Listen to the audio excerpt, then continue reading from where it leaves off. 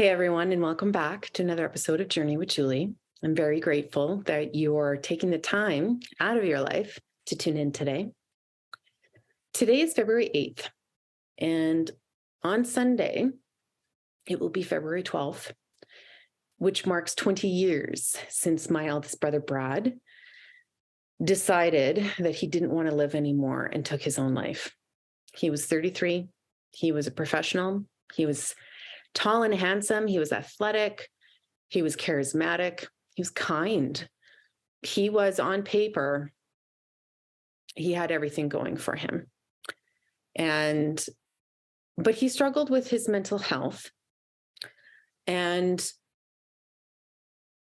I think, like, if I put it within the context of February, which is about, well, it's Psychology Month, where we understand ourselves. 20 years ago, I reflect on what permission was granted to people to truly have the courage to be vulnerable and ask themselves those questions. Who am I? How do I even connect with myself to know who I am? Is it safe to connect myself to know who I am? Will other people accept me for who I am? And so life is complicated. And if I think about my brother, he was the eldest of 7. And I think that there was a pressure to be a certain way. And there was a stigma. There was no safety within society to truly answer that question, that I'm Brad. And although I have all these things going for me, I don't really like myself right now. I don't like my life. I don't have hope. I don't think that I'm very valuable, lovable. And if we don't have the safety to go within and answer those questions, or be with people that love us for who they are, who we are, to sit down and have an honest conversation to say, like, I'm not feeling very well. I have been really struggling at work. I keep thinking that I'm not going to find a girlfriend and get married and have kids, and all my siblings around me are moving on with their lives.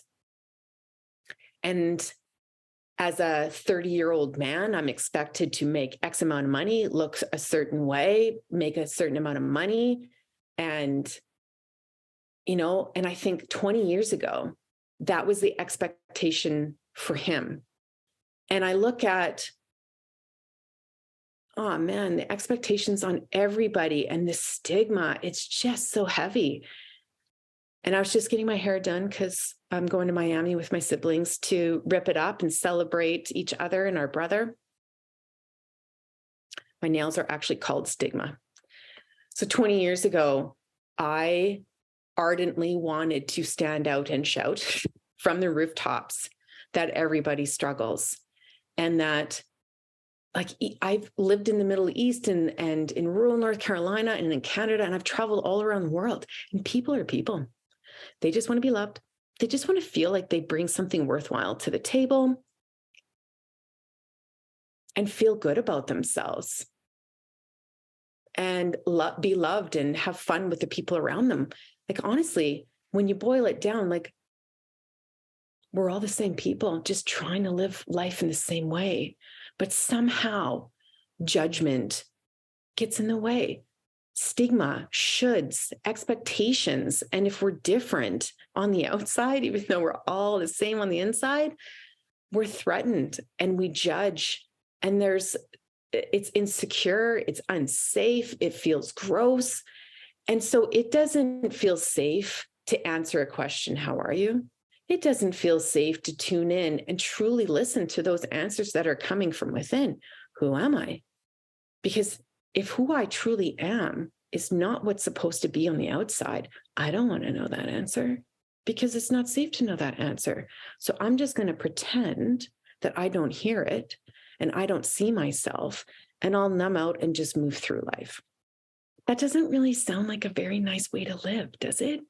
And if I think about it, I'm white. my intersections, and I'm female, my intersections of struggle are very few compared to a lot of people out there. And if I have struggled in the way that I have, and my brother, who's white and male, had enough struggles that he wanted to kill himself, like, how are we all going to make it? So in this month of February, as I reflect on 20 years ago that my brother killed himself, today is the month of February where we're supposed to take a look at psychology and sitting and reflecting and understanding ourselves. I wonder if it's available to each of you to pause and think what you need in order to truly pause and connect with yourself, connect with your breath, slow down for a minute and notice, how does my head feel? How does my heart feel? What's happening in my stomach and in my extremities? Because oftentimes we've completely shut down and disconnected from ourselves because of everything that's going on within ourselves. And I would encourage us all to find the space, the time, and the connection and safety with someone to do that exploration, because you're all worth it. Life is short and it's precious. Yeah, so I would invite you to perhaps press pause and take a moment to do something that brings you joy. Is it looking outside and seeing some evergreen trees? Is it having a hot chocolate on a cold day? Is it having a hot shower? Is it petting your dog and feeling the soft fur? Perhaps noticing a moment that you feel joy in your body, ease in your body. Maybe it's even watching a movie where you get to escape and see a beach. And then once you enter that state, if you're interested, you might take note of your breath and take note of different sensations that are within your body. What are those sensations saying? How are you feeling? How do you think about yourself when you notice those feelings and sensations? How would you describe yourself as a person? What does bring you joy? What brings you down? Who do you hang out with that you feel comfortable with? Who do you hang out with that you just feel gross inside afterwards? What are the things that you do that bring you joy? What are the things that you do that take away your joy and take away your energy? Because every one of you is worthwhile. Every one of us all around the world just wants to feel worthwhile and useful and have, positive intention in our life that is very short. So in this month of February, when we're all struggling because it's in the winter, and this is a moment to understand ourselves, to pause and reflect, and to ask ourselves, how are we? And if you're scared to ask that question of yourself, please reach out to somebody that exudes this essence of love and support and compassion. It may be a friend. It may be someone that's paid like myself as a therapist, or a community member, or an agency that you can call and reach out to someone and share how you're feeling. Because I think if we take the time and we recognize that all of us are undergoing the same journey here, it may be reflected in a different language, different religion, different set of clothes, different set of foods that we eat, different styles of architecture. They're just outward expressions of the same internal lived experience. And so my dream is that we have the freedom and the safety to share openly, authentically how we're doing, knowing that we're all feeling the same way. And that way, when someone asks you how you're doing, we might increase the chances that we might actually respond in an honest way. And when we respond in an honest way, we might be able to connect with people and feel supported and loved and safe to journey through the hard times, knowing that we're not doing it alone.